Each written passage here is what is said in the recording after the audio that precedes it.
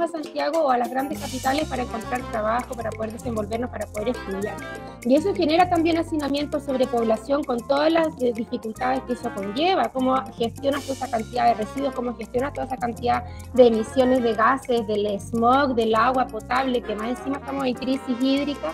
Entonces necesitamos desconcentrar para que se vuelvan a repoblar, para que haya un fenómeno inverso de regresar nuevamente a las personas que puedan regresar con posibilidades de trabajo, con posibilidades de desarrollo, con posibilidades de vivir en un entorno que tiene las mismas capacidades de desarrollarse que una gran capital. Entonces, por eso, en definitiva, que se tomó la decisión de avanzar en autonomía, ¿no? Y en autonomías, como decíamos, a nivel regional, a nivel comunal, pero también a nivel de entidades de autonomías territoriales indígenas que por un proceso legal tienen la posibilidad de delimitarse y poder consagrarse también dentro de las divisiones político-administrativas del país. Y eso, claro, de la mano, como tú mencionabas, Paulina, con el reconocimiento de algunos territorios con esta característica de especial, ¿no? Donde queda consagrado, como estaba en la Constitución actual, Rapa Nui y Juan Fernández, el archipiélago Juan Fernández, porque efectivamente están súper aislados, están en otra placa continental, ya con eso te digo todo, y la Antártica, por supuesto, ¿no? Que también es una placa continental distinta, es una situación aún más difícil de poder generar una conexión, ¿cierto? Un vínculo con el Estado de Chile, necesita también un tratamiento especial, pero además se dejó la puerta abierta para que por vía legal puedan reconocerse otros territorios con esta característica de especial para que tengan un tratamiento económico, administrativo diferenciado y superar una situación de rezago mayor que la que tiene la media, digamos, de las entidades subnacionales, porque también había mucha demanda, o sea, cuando abrimos la puerta de, bueno, conversemos sobre territorios especiales, y saltó Magallanes, y saltó Aysén, y saltó Arica, y saltó la zona de sacrificio, y como que todos querían ser territorios especiales, y cuando son todos especiales, pues al final no termina siendo ninguno especial. Entonces es necesario generar un estudio mucho más profundo y poder ahí decidir, bueno, esto se amerita, esto no amerita, porque en un año eso es imposible, y ni siquiera un año, será cosa de semanas. Hay normas que se construyeron en un par de semanas, porque era muy poco el tiempo para poder llevar a cabo esta labor. Yo escuchaba a Elisa hablar de Magallanes y de estas desigualdades, porque esos son que se dan en el acceso a la salud, a la educación y otros, y lo cruzo con esa gran concentración económica fiscal de la región metropolitana, y uno empieza a ver que no hay que irse tan lejos también para ver esa misma inequidad. Yo lo pienso, por ejemplo, mis abuelos son de San Antonio, y en San Antonio, que está al lado aquí de la región metropolitana, no existen especialidades. Y las personas, para ir a un oculista, tienen que ir a Valparaíso. Y no solamente eso, como mis abuelos, por ejemplo, eran personas mayores, tenían el derecho a ser acompañadas a ir a Valparaíso. Entonces el Estado gastaba 2 pasajes de ida, 2 pasajes de vuelta, para que un adulto mayor fuera a atenderse digamos, en una especialidad que es muy relevante, ¿no? Que es el oculista, pero a Valparaíso. Entonces imaginemos los gastos, imaginemos la falta de una administración eficiente, porque finalmente los gastos que están ahí es para tener a 2 oculistas en el hospital en San Antonio. Y ese tipo de cosas pasan. Entonces, cuando hablamos de autonomía y cuando hablamos también de toma de decisiones, y a eso los quiero invitar ahora, lo que hacemos precisamente es poder administrar de mejor forma los recursos, pero también administrar de mejor forma las necesidades de un territorio, ¿no? Porque yo les pongo este ejemplo y seguro que Máximo o Luis van a tener otros ejemplos también allí. Entonces, la pregunta es, desde la perspectiva de la toma de decisiones, ¿no? Y parto ahora contigo, Luis. ¿Qué es lo que tú relevarías? Además de, por supuesto, la consulta indígena que queda consagrada en la nueva Constitución, ahora ya con un rango constitucional. Voy a sumar, además, a las deudas históricas con los pueblos indígenas, el que esa ley de desarrollo indígena donde están fijadas las etnias, no habla de pueblos, habla de las etnias principales, no tenía considerada, por ejemplo, a los diaguitas, que a la razón de 15 años fueron incorporados. Y tampoco estaba el pueblo chango, que también tuvo sus representantes en la Convención Constitucional y que fueron reconocidos recién, se va a cumplir el 8 de septiembre próximo, hace un año. O qué decir también de los afrodescendientes, que también fueron reconocidos por el Estado hace 3 años. Es decir, estamos con un rezago en saber quiénes son finalmente los pueblos que el Estado reconoce, los pueblos que el Estado de Chile reconoce, y eso también marca no solamente la autonomía que le podemos dar, sino que también cómo los consideramos a la toma de decisiones y su participación en los asuntos de interés general. Ese es el estándar, sabemos, del derecho internacional. Pero bajémoslo a decidir sobre su territorio, o sea, sobre el territorio que habitan. Cuéntanos un poco, Luis, ¿cómo cambia eso con la nueva Constitución? No, sí. Como señalas, tratamos de garantizar la participación como en 2 niveles. La primera es el artículo 191, que se ha levantado igual harto mito sobre eso, que habla de la participación en las entidades territoriales del Estado regional. Entonces se señala 2 mecanismos, la participación ciudadana popular y la participación de los pueblos indígenas, digamos, en las decisiones que tienen que ver con las entidades territoriales. El ejemplo típico son las ordenanzas territoriales. Yo me acuerdo de un caso del 2011-2012, donde la Corte Suprema dejó sin efecto un plan de ordenamiento territorial en Calama, en San Pedro de Atacama, porque si bien hubo instancias de participación ciudadana, no había instancias de participación indígena. Esto ya viene desde antes, simplemente la Convención recoge, pero es importante el mecanismo de participación permanente, tanto individual como colectiva, para todos los habitantes de las entidades territoriales. Y lo otro importante es que en cada entidad territorial se crean nuevos organismos. Por ejemplo, en el ámbito municipal tenemos la Asamblea Social Comunal, eso está en el artículo 209. Tiene como finalidad promover la participación popular y ciudadana en los asuntos públicos. Entonces, de esa manera, y en el Estado regional también se crea este Consejo de Alcaldes, Consejo de Gobernadores.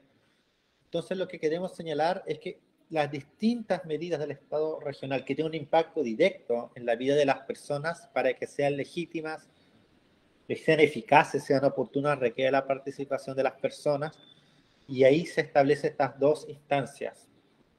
¿Ya? Como dice el dicho, 2 cabezas piensan más que una. ¿Por qué no escuchar a la gente? O sea, al final la democracia es el gobierno de las personas, y nuestros representantes, si bien tienen un deber importante, se deben también a nosotros.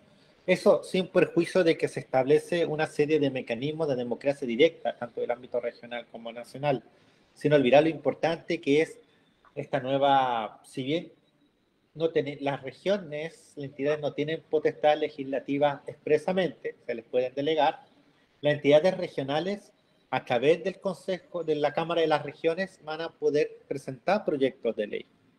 Eso es súper importante. Y había que conjugarlo con la iniciativa popular ciudadana de ley. Con un 3% del último padrón electoral, podemos asociarnos, por ejemplo, las comunas rurales, aquí en Arica, de General Lagos, Camarones, Putre, y crear una ley de fomento para la ganadería camélida, o una ley de fomento para la agricultura campesina, rural e indígena, juntando las firmas. Y aparte tenemos, y esto es una novedad, la iniciativa derogatoria de ley, con una ley ha sido dictada, no está dando soluciones, o peor, ha sido dictada con corrupción, como pasó con la ley de pesca. Entonces, la Constitución avanza en la democracia, la descentralización del poder, la desconcentración del poder, pero también en democracia directa, y ahí algo que tenemos mucho los aymaras es que como derechos también tenemos deberes. Yo creo que esta instancia es una invitación a tomarse en serio el rol de ciudadanos, de participar en nuestras organizaciones, de elegir buenos representantes, de estar permanentemente ahí participando, informándonos. Y de esta manera yo creo que se pueden tomar mejores decisiones y evitar la corrupción. Sin duda, Luis, sin duda. Y qué importante ese giro que tú das también a descentralizar el poder en el sentido de, vinculado con la toma de decisiones, la posibilidad también de que el poder emane de quien tiene el poder, ¿no? El pueblo, así lo dicen las constituciones a lo largo del mundo, de allí surge la soberanía y que está representada, ahí están las democracias representativas, que hoy día, como tú dices, esta constitución nos garantiza mecanismos de democracia directa, ¿no? Pienso yo esa demanda siempre de hablar de una participación vinculante, ¿no? La Constitución habla de lo vinculante, habla también de lo incidente, ¿no? Que finalmente es lo que la ciudadanía quiere, y ahora no solamente hay, como tú explicas bien, un mecanismo en torno a la iniciativa ciudadana popular de ley, sino que también tenemos la posibilidad de ingresar iniciativas a través de la Cámara de las Regiones, lo que tiene una pertinencia además no solamente nacional, como podría ser una ley sobre una temática, sino que local en torno a algún punto o aspecto específico de ese territorio, ¿no? Entonces, aquí hay un vaso comunicante entre esas asambleas, ¿verdad? Y esas cámaras de las regiones donde no solamente está la noción de las audiencias y ser escuchados por 5 o 10 minutos, ¿verdad? En una comisión, en una instancia parlamentaria, sino que también poder co-construir, ¿verdad? Legislaciones que vayan en beneficio de los territorios. Entonces, ahí tenemos algo muy interesante también que destacar de esta nueva constitución de cara a las aspiraciones de las personas a poder incidir en las decisiones que se toman a nivel nacional, pero por supuesto también a nivel de las decisiones en lo local y en lo territorial.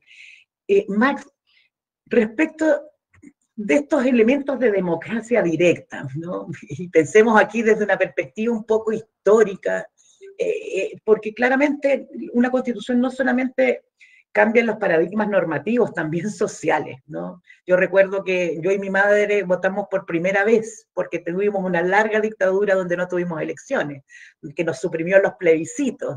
Entonces tenemos una ciudadanía que recién se empieza a acostumbrar, ¿verdad?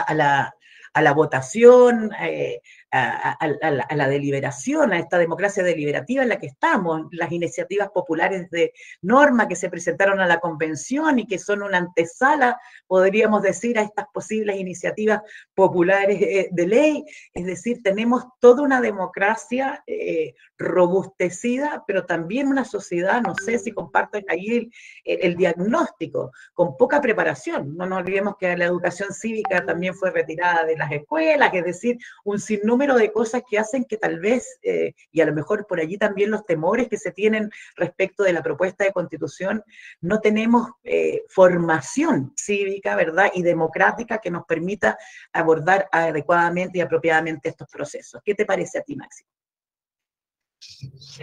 Bueno, Pauli, yo no puedo estar más en concordancia con lo que tú estás mencionando. Creo que tenemos una deuda democrática importante en el país. Porque tras el retorno a la democracia se instaló esta lógica de la democracia representativa solamente, en contraposición a la democracia participativa en la que uno siempre ha tratado de impulsar.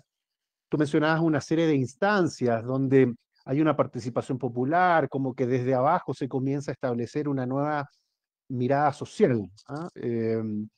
Yo incluiría también ahí estos espacios constituyentes, de asamblea constituyente, que también, no nos olvidemos, procesos de asamblea constituyente que hace mucho rato se estaban discutiendo en nuestro país. Me tocó participar en varios foros al respecto. Entonces había un tránsito y una discusión política bien interesante desde abajo, desde sectores muy acotados, pero que trataban de buscar una ampliación del debate público, político, y que no solo se concentrara en los grandes grupos de poder expresados en este binominalismo artificial que se construyó en nuestro país. Entonces creo que han sido experiencias políticas bien importantes que no se van a terminar. Todavía hay un sentimiento de asamblea constituyente en nuestro país que no tiene posiblemente el impacto público, pero sí está ramificado en otros sectores. Ahora bien, ahí el proceso constituyente, claro, te permite esta esta democracia más participativa, con estos referéndums, en fin.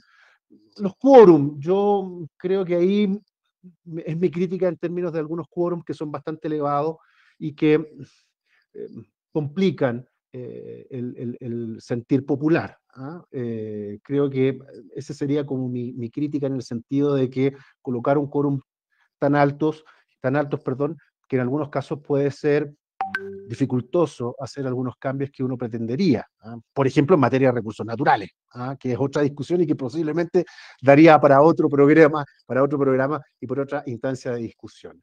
Pero creo que hay que valorar ese esfuerzo, ¿ah? de un cambio de paradigma. Y claro, qué bueno que tocas también el tema educacional, Pauli, porque la educación en nuestro país está pasando por un proceso bien complejo, no desde ahora. Yo me atrevería a decir que llevamos 21 años con una crisis de la educación, donde precisamente la educación cívica se eliminó de los planes y programas, y lo digo con conocimiento de causa. Yo soy profesor de Estado, de aula, sé lo que le han pasado a los estudiantes y a las estudiantes, y por tanto también ahí hubo una responsabilidad directa de los grupos de poder que con la eliminación de la educación cívica lo que buscaban es precisamente que las personas, los ciudadanos, el pueblo movilizado se desatendiera de los procesos políticos. Se buscó, eso fue pensado.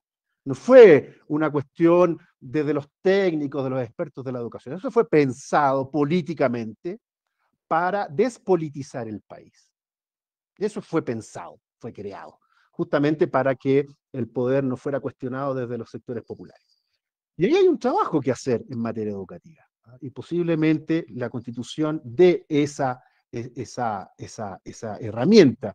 Sin embargo, no nos olvidemos que falta la discusión de la ley.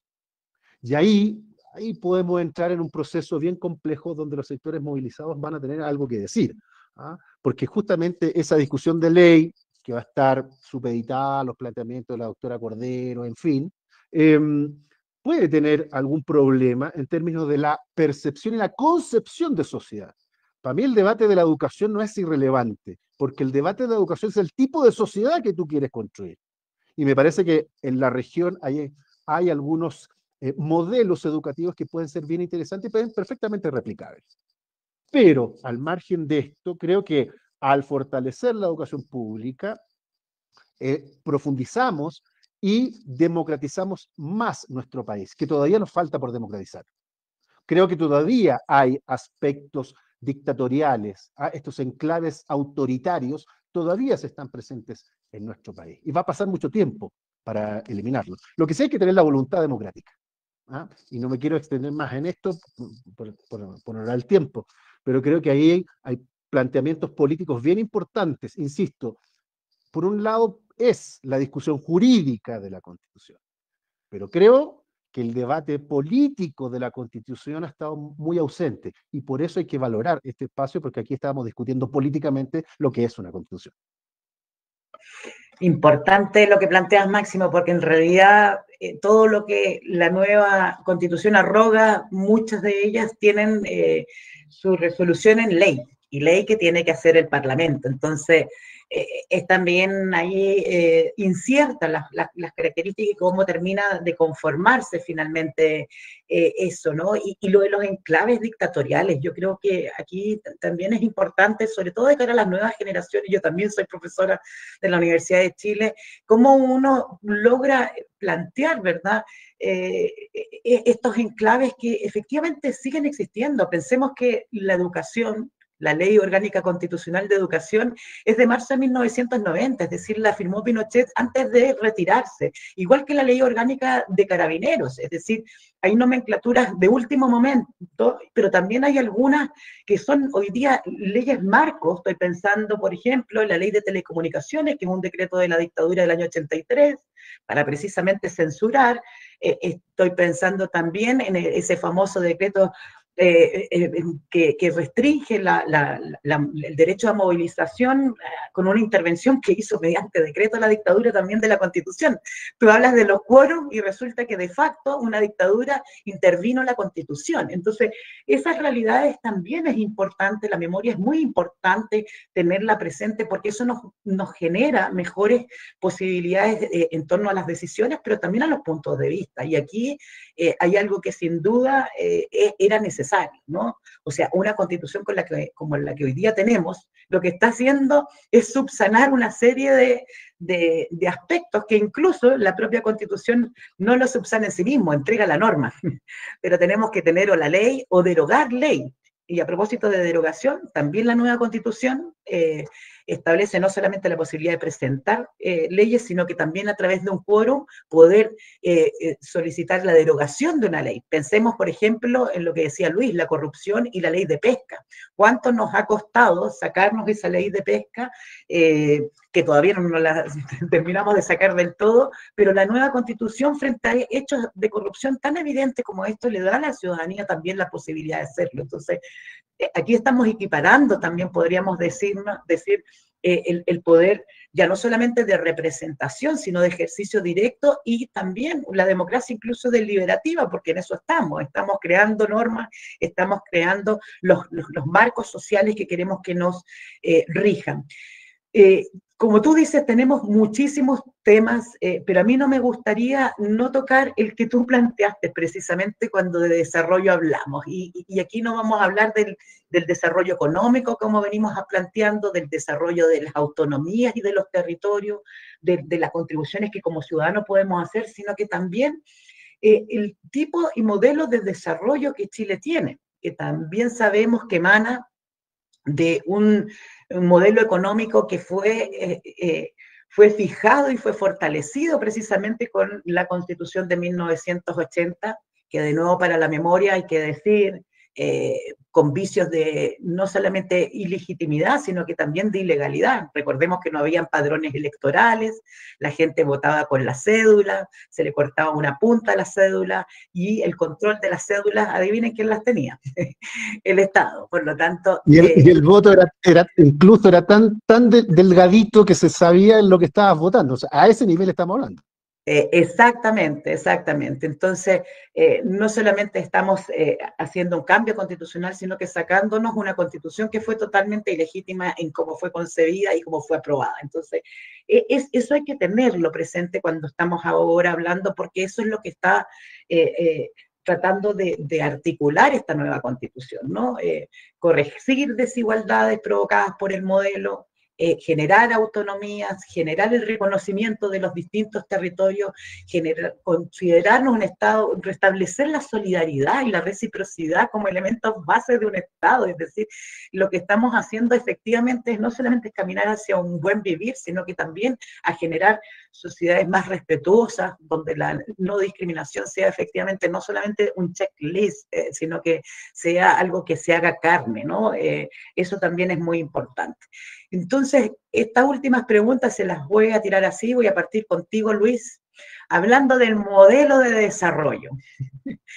¿Cómo protege la nueva Constitución nuestros bienes naturales comunes, así hoy día denominados? ¿Cómo evitamos que tengamos más zonas de sacrificio? ¿Qué nos puedes decir de ese estatuto de las aguas o ese estatuto de los minerales? ¿Y cómo podemos entender que esta nueva Constitución nos trae ¿verdad? Protecciones al medio ambiente, al medio que habitamos y por lo tanto también donde está nuestra salud y nuestra vida comprometida? ¿En qué podemos poner el acento en esta nueva Constitución? Están los lineamientos para esa protección ambiental y de la vida de los distintos territorios. No, sí, muy importante. Uno podría señalar las diferentes normas constitucionales que protegen fuertemente el medio ambiente, protege los derechos de la naturaleza, pero yo, más que eso, me gustaría enfocarme en 3 o 4 aspectos que derechamente estaban en la Constitución, en la mal llamada Constitución vigente hoy, y que ahora cambia. Lo primero es, por fin, la desprivatización de los bienes naturales, como por ejemplo la desprivatización del agua. Era muy nefasto que seamos, si no me equivoco, la única constitución que garantizaba la propiedad privada sobre los derechos de agua, porque eso impedía adoptar políticas, decisiones, aunque tuviesen mayoría democrática, para, por ejemplo, regular, restringir, limitar los derechos de agua cuando habría escasez, o cuando una cuenca ya no podía dar más de sí. Entonces, la desprivatización. Los bienes naturales como el agua, en este caso particular, pasan a ser inapropiables, pasan a ser autorizaciones. Ojo, sí, los que hoy tienen inscripciones de agua van a seguir teniendo derechos de agua, ahora a cargo de la Agencia Nacional, solo que en los artículos transitorios se señala que en aquella previo diagnóstico, en aquellas cuencas que estén sobreexigidas, se tienen que redistribuir, sin tocar ciertamente a los pequeños agricultores, a las comunidades de personas indígenas, a las APR, el agua potable dura y otros pequeños usuarios. Siempre y cuando el Estado se dé cuenta que en esas cuencas hay un déficit hídrico, que no son pocas. Yo creo que lo segundo, que se escapa un poco al medio ambiente, pero tiene que ver con el modelo económico, en la Constitución vigente estaba la libertad de emprender sin mayores límites que la moral, las buenas costumbres, el orden público. Y de eso se agarraban para que los derechos ambientales de la Constitución vigente fuesen inoperantes en la práctica. Ya, teníamos esta linda norma de el derecho a vivir en un medio ambiente libre de contaminación, pero todos sabemos que eso costó mucho. Entonces, ahora ciertamente se reconoce en buena hora la libertad de emprender, pero sujeto a las mismas limitaciones que los demás derechos fundamentales. Ya no es un derecho privilegiado, es un derecho como todos los demás. Yo creo que lo segundo es la función social y ecológica de la propiedad. Y es una norma súper importante porque se garantiza fuertemente la propiedad privada, pero la propiedad privada, cuando el interés particular choca con el interés público, con el interés común, el bien común, el Estado va a tener las herramientas para que en los casos concretos pueda restringirlo. ¿Ya? Por ejemplo, el tema de si alguien tiene derechos de propiedad en una naciente de una vertiente, en un salar, no puede hacer lo que quisiera ahí. Tiene que su actuar, sea económico, social, etcétera, tiene que ser complementario al resguardo de la naturaleza. Yo creo que lo cuarto es lo que habíamos dicho al inicio, este cambio de paradigma de los derechos de la naturaleza. Esto es que la naturaleza no es importante solo porque no es funcional a nosotros y a nosotros. Es importante en sí misma. Y aquí quiero hacer un vínculo con las cosmogonías indígenas. Aquí en el pueblo Aymara, los malcus, las tallas, que son nuestros zorros tutelares, tienen vida, nos protegen, y hacemos nuestras ceremonias. Entonces, toda esa concepción de la interrelación entre el ser humano y la naturaleza se va recogida con los derechos de la naturaleza. Y por último, una institucionalidad fuerte de protección ambiental como es la Defensoría de la Naturaleza y los tribunales ambientales a nivel constitucional. De la Defensoría de la Naturaleza sí estamos muy contentos que logramos convencer a los otros convencionales de que es necesario no solo fiscalizar a las entidades públicas, sino también a los privados. Entonces la Defensoría de la Naturaleza va a poder fiscalizar y poder defender en la práctica los derechos de la naturaleza y los ambientales. Y por último, y cerrando con el tema de las entidades territoriales, miramos la experiencia argentina, en que ahí las autonomías a veces, dado que a veces hay corrupción endémica, o sea, no endémica, sino está estructuralmente sometido, a veces las autonomías servían para que los gobernadores, las autoridades regionales de ese país dieran autorizaciones ambientales y nadie se podía meter porque eran autónomos, ¿cierto? Entonces las entidades territoriales, si bien gozan de autonomía, eso va de la mano con mayores grados de fiscalización y responsabilidad, y entre ellos es las entidades territoriales no pueden vulnerar los derechos humanos ni de la naturaleza. Eso es un norte. Y aparte, se fortalece la Defensoría de la Naturaleza, de los pueblos, va a poder fiscalizarla y se aumentan los poderes de la Contraloría, además.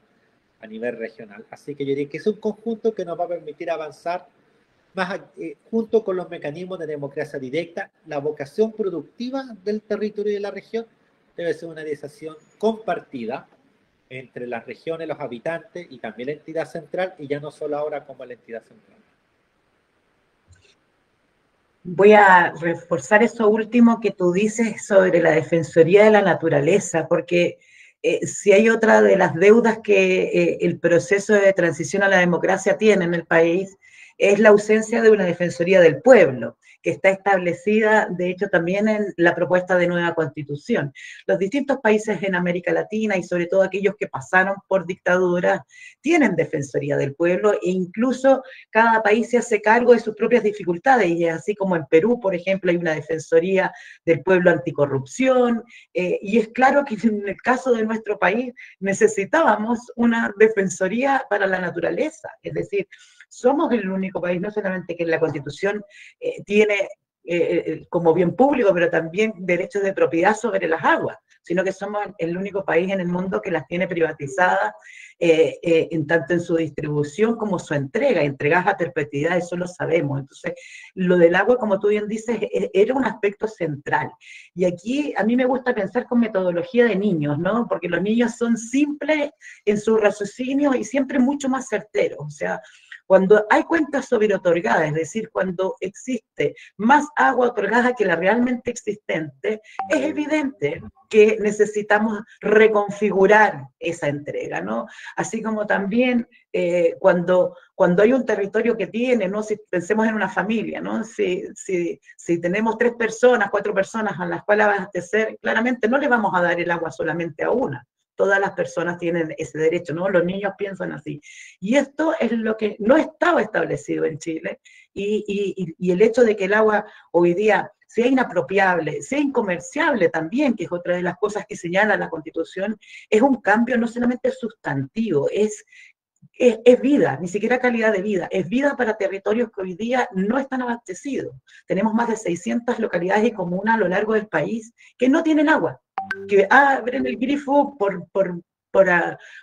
pero no sale ni una gota de agua, ¿no? Entonces, y ni siquiera se le estaba entregando el mínimo de agua que Naciones Unidas establece en forma diaria, como para poder sustentar la vida. Entonces, realmente el cambio tenía que ser de una perspectiva mayor, hacerse cargo de esta dificultad, y creo que la Agencia de Agua, como tú bien dices, y la posibilidad también de las asambleas del agua y poder desconcentrar también el nivel de las decisiones en torno al agua, son elementos que creo que hacen desde ya esta Constitución, como yo no tengo inhibiciones para poder decir planteamientos, hacen que esta Constitución requiera ser aprobada, ¿no?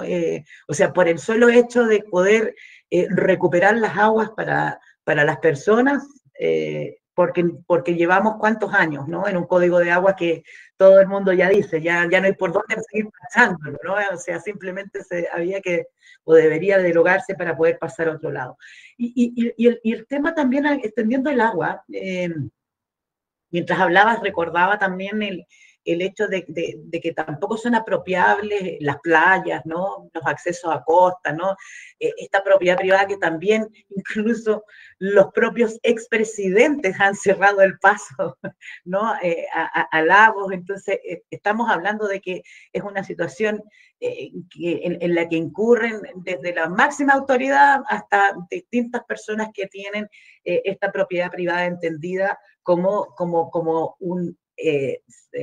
enajenar o como sacar a las personas de estos espacios, cuando son espacios hoy día garantizados en la Constitución como bienes naturales comunes a los que todos tenemos acceso. Entonces, muy, muy importante por ahí. Máximo, te doy a ti la palabra para hablar de este modelo de desarrollo, este modelo económico, y no sé, te voy a dar un pie forzado de un rayado moral que leía y que me hizo mucho sentido, y que decía: el neoliberalismo nació en Chile y muere en Chile. ¿Qué te dice eso respecto del modelo económico y cruzándolo con el desarrollo? Bueno, después de la inauguración de IKEA, tu frase final, no sé si se va a hacer palpable como lo planteas, que el modelo neoliberal se termina en Chile, después de esas imágenes y con un ministro de Hacienda cortando la cinta, no sé, la política tiene mucho de símbolos y eso realmente plantea la interrogante. ¿Cuánta verdad hay en ese graffiti? Creo que hay una aspiración, pero en lo concreto no. Ahora, hace rato que venimos discutiendo sobre el modelo de desarrollo en nuestro país. El extractivismo le ha hecho mucho daño a nuestro país, no solo a partir de las zonas de sacrificio, sino que también a replantear una matriz productiva distinta a la que está teniendo nuestro país. ¿Ya? Yo recuerdo que cuando se discutieron procesos constituyentes en América Latina, justamente el extractivismo se tomó el centro de la discusión. Y recuerdo Bolivia y recuerdo el Ecuador, muy concretamente. Y bueno, ambos países no han estado en una disputa con respecto al extractivismo. Claro, son condiciones y sociedades muy distintas, con grupos sociales muy potentes, en fin. Pero pienso, Pauli, que ahí hay una ausencia de debate. ¿Qué tipo de modelo de desarrollo debemos tener nosotros para dar un salto cuantitativo y cualitativo como sociedad? Y ahí creo que no solo los centros de pensamiento, sino las universidades no han tenido una propuesta concreta para desligarnos del extractivismo. Yo creo que no se termina el extractivismo en esta nueva propuesta. Disculpen mi honestidad, creo que no se termina, y eso es un problema, porque los recursos naturales, como yo lo decía hace un rato atrás, lamentablemente ahí hay una nebulosa con respecto a los recursos naturales y no se desnacionaliza en algunos casos. Creo que ahí hay un tema que hay que abordar con prontitud. Es decir, ¿cuál es el modelo de desarrollo que debe asumir Chile para superar las graves problemáticas instaladas hace mucho rato a partir de la instalación de la propuesta neoliberal de Pinochet? Yo creo que ahí hay una deuda. Posiblemente es el punto de inicio, pero hay que pensar en un modelo productivo distinto. Y ahí hay una ausencia de ideas, ha existido una ausencia de debate, porque lamentablemente las voces críticas que hemos planteado un modelo alternativo hemos sido encapsulados y silenciados.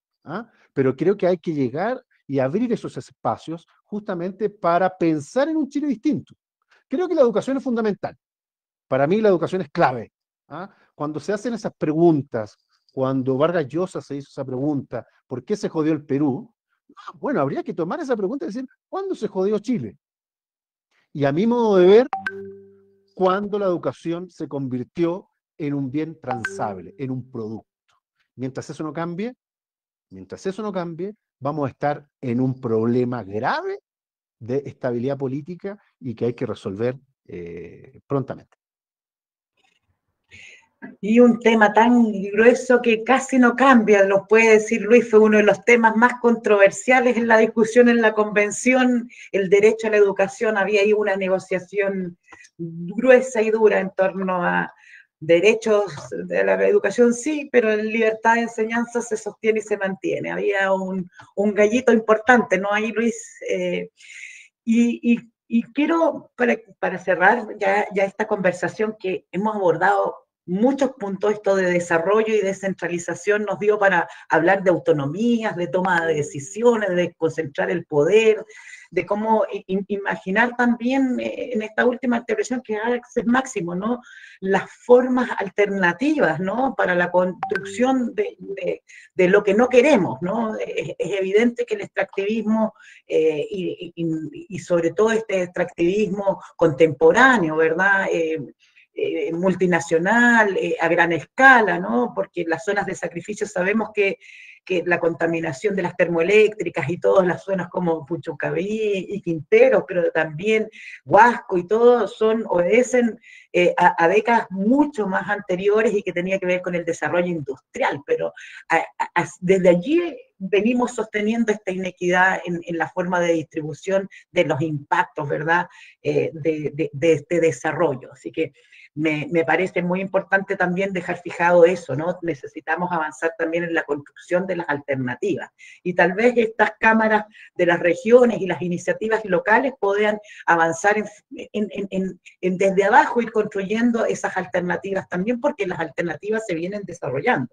El punto es que se desarrollan sin apoyo, sin reconocimiento y sin políticas que permitan insertarlas también dentro de una dimensión mayor. Y el Estado, entre otras cosas, tiene que promover y garantizar ese buen vivir, tiene que también, así lo señala la nueva Constitución, entender que los bienes naturales comunes son finitos y que deben ser resguardados para las próximas generaciones, así también lo establece la nueva Constitución, es decir, ya nos deja ciertos lineamientos que nos permitirán, ¿verdad?, generar un país mejor y una sociedad también que sea más respetuosa de toda la riqueza y diversidad que Chile tiene, ¿no? Eso creo que también es súper importante.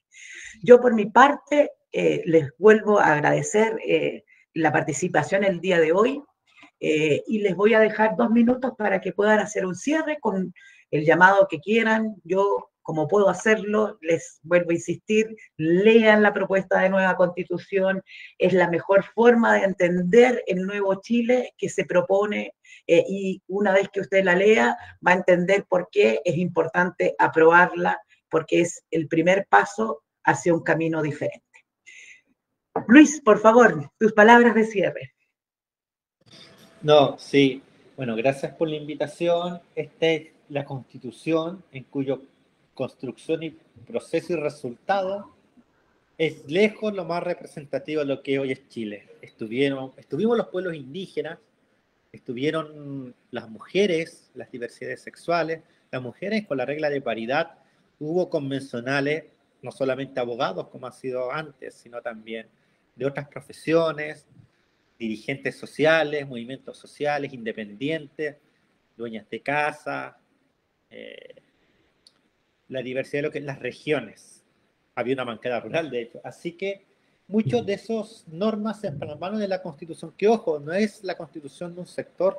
Nosotros, la mitad, era 78 personas y tuvimos que lograr 103 votos, conversar con mucha gente que pensaba distinto y creo que salió una muy buena propuesta que da respuesta a muchas de las deudas que nos tenemos y que el principal norte, yo creo es la justicia y solidaridad entre las regiones, entre los pueblos, entre las diversas personas, etc. Así que yo, sin lugar a dudas, invito a votar a prueba y ante las dudas, es lo mejor el texto y no caer en esas falsas noticias que inventan cosas que no sé de dónde salieron cuando el texto no lo dice.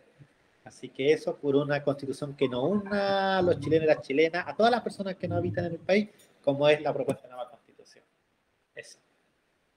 Muchas gracias, Luis, y gracias también por ese intenso trabajo de casi un año justo, ¿sí? Y que nos permitió tener este nuevo texto de Constitución. Máximo, por favor, tus palabras de cierre.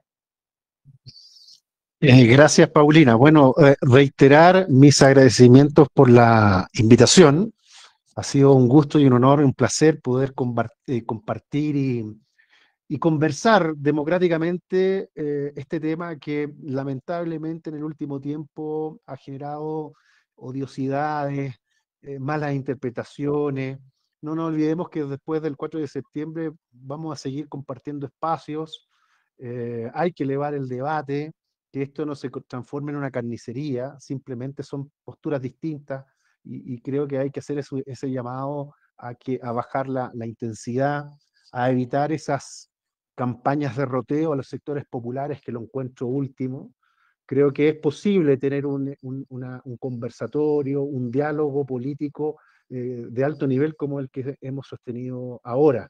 Yo felicito a la organización, agradezco a los convencionales que también han participado. Hemos discutido temas democráticamente con altura de mira y es posible hacerlo. O sea, más allá de algunos convencionales del rechazo que pasan por canales de televisión y que más que explicar la Constitución lo que buscan es la división. Yo creo que ese es un problema que nos va a tener que hacer reflexionar, porque a la larga no podemos estar en esa condición. ¿Ah? Voy a colocar un ejemplo. Cuando se discutía con el tema de Bolivia, siempre decían que estábamos en un debate, pero la frontera no se va a terminar.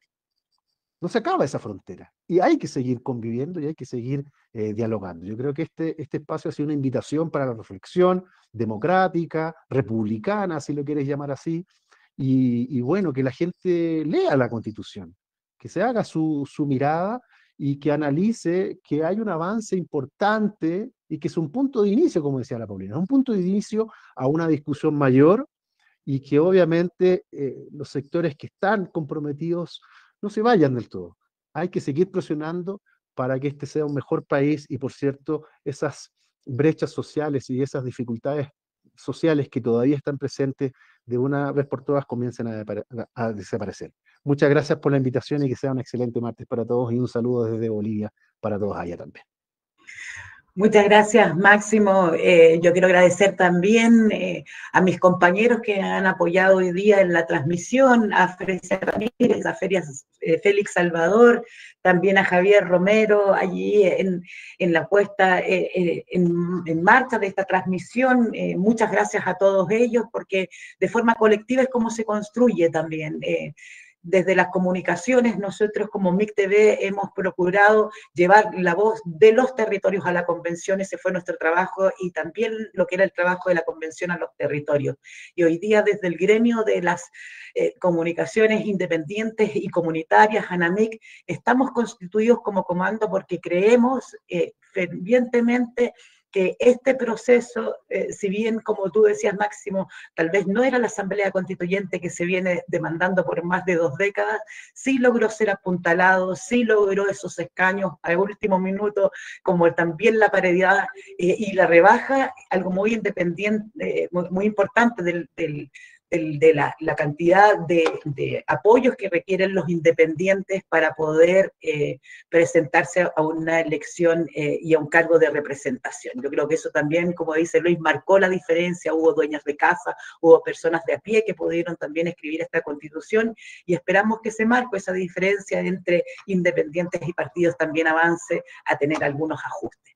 Les agradezco mucho, también a quienes nos siguieron el día de hoy, y recuerden que van a estar disponibles estas transmisiones para que puedan también volver a compartirlas y verlas. Muchísimas gracias. Yo saludo a Elisa, que se me olvidó mencionar, así que un saludo a Elisa por el debate también. También a Elisa, que nos acompañó, Yusinianovich, y que se tuvo que retirar porque tenía que ir a volantear. Allá el territorio en Magallanes es extenso, así que, como nos decía, estábamos todos en terreno, todos en trabajo, porque sabemos que este es el cambio que Chile necesita.